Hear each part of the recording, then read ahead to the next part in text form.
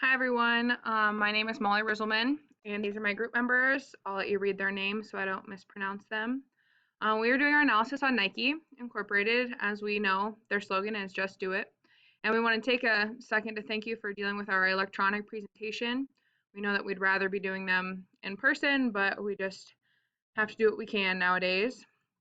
First, I'll start with a brief history overview. Nike was founded in 1964 as Blue Ribbon Sports. It was founded by Bill Bowerman and his student, Philip Knight. Bill Bowerman was the track and field coach, one of the track and field coaches at the University of Oregon. In 1978, the company became Nike. They became Nike because they first started with Blue Ribbon Sports and their shoe brand was Nike, and that took off, so they decided to rename the company. They're headquartered in Beaverton, Oregon, and they are the largest seller of athletic apparel in the United States.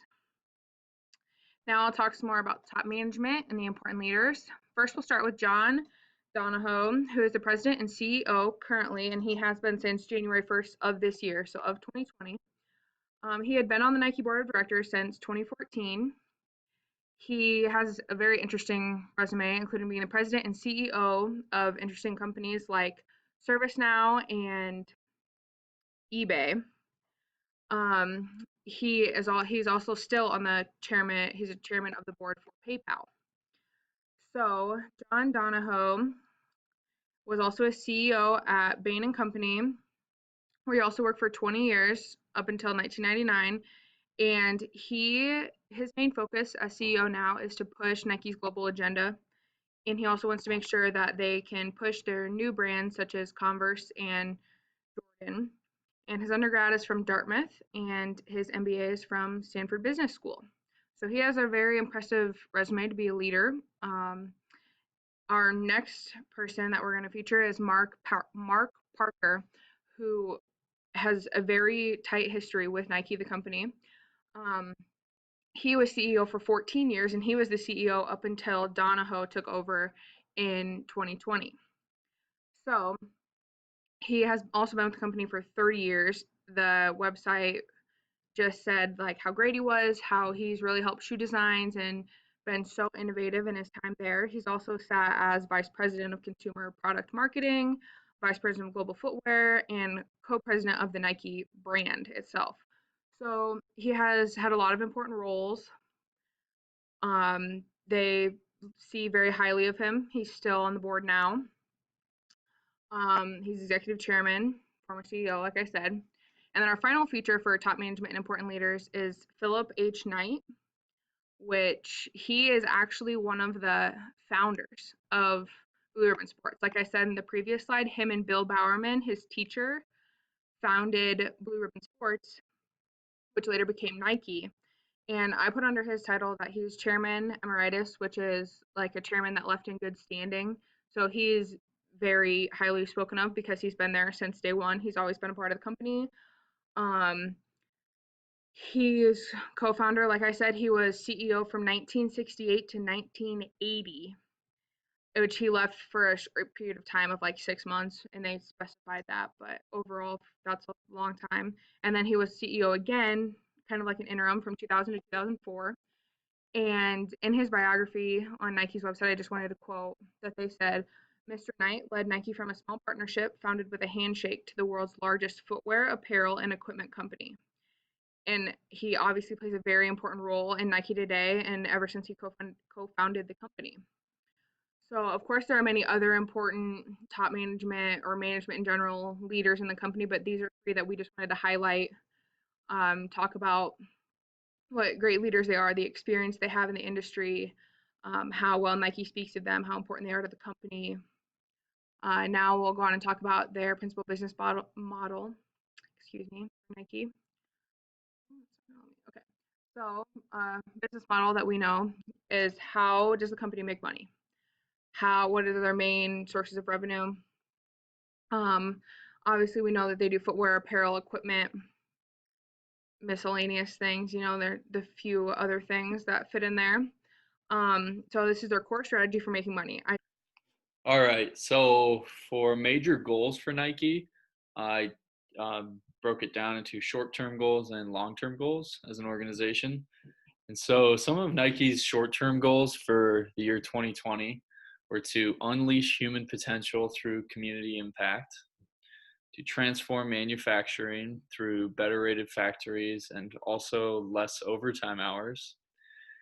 Next was to minimize the environmental footprint.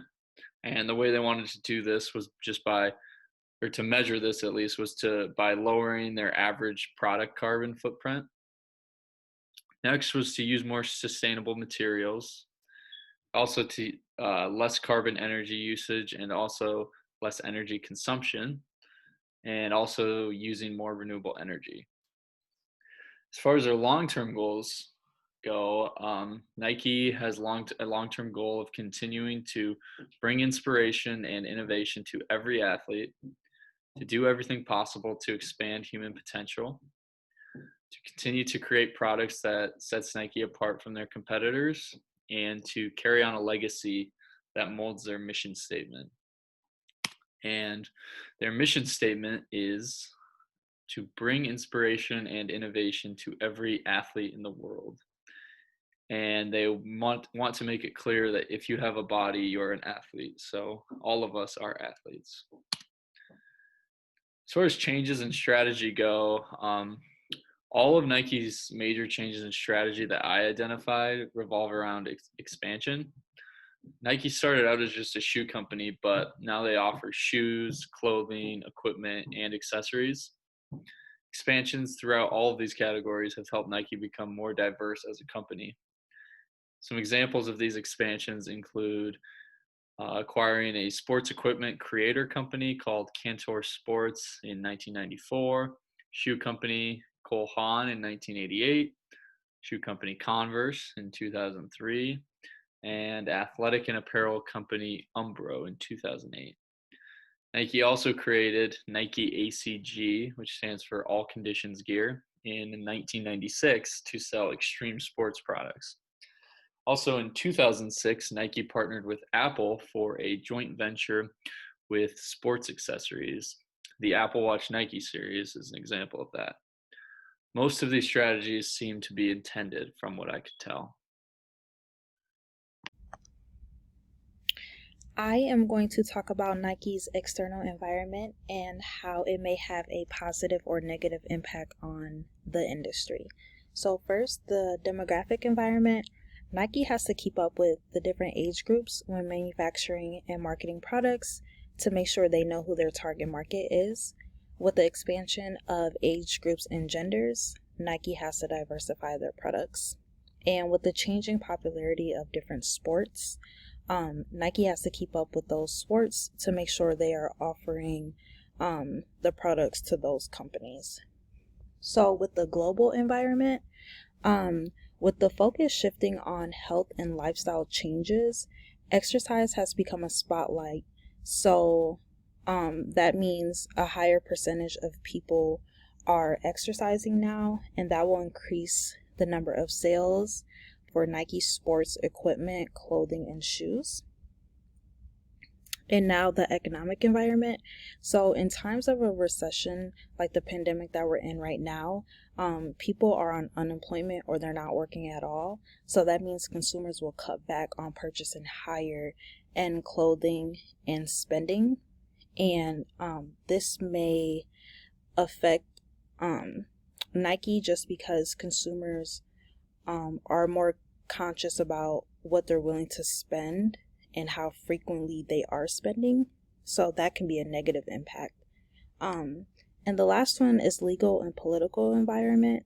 Nike has been known to use sweatshops overseas and have bad quality environment for their workers.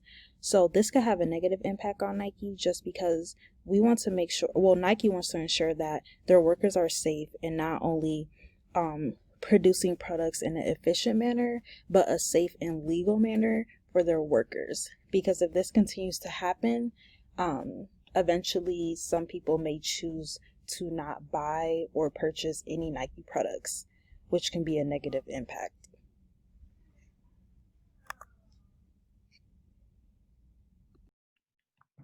Okay, so as far as Nike's Pastel framework goes, Pastel obviously standing for political, economic, social, technological, environmental, and legal.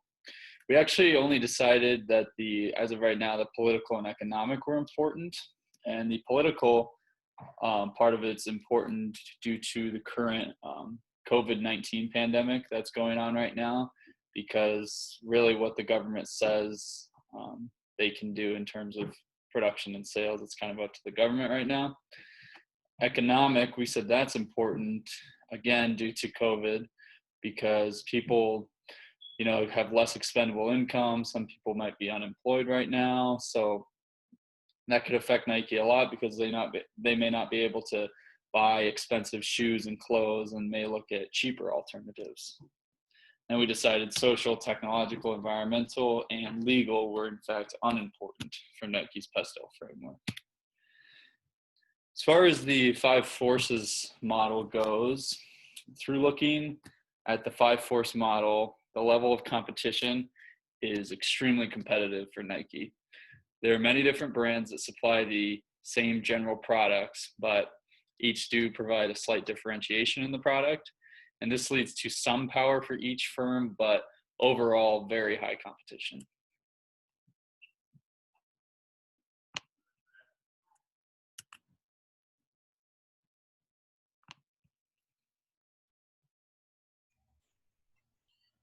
So in conclusion, we as a group agreed that Nike has gone above and beyond in implementing their mission, goals, and corporate strategy and turning it into a reality by creating and carrying out arguably the most well-known athletic gear and equipment brand in the entire world. Their mission and goals come together very nicely and allow the company to successfully implement their main corporate strategy, which involves heavy expansion in the athletic gear field. This fact is made quite obvious solely based on the performance of the company. However, one recommendation we came up with for the company, which is on the ethical side of the business, would have to be for them to get away from the sweatshops and improve overall employee working conditions. No company is perfect, but I think this is a great way and a great start to improve the overall outlook of Nike so that they can become an even greater entity than they already are. Listed below is a list of citations that we used to complete this project. And finally, I'd like to thank you all for listening.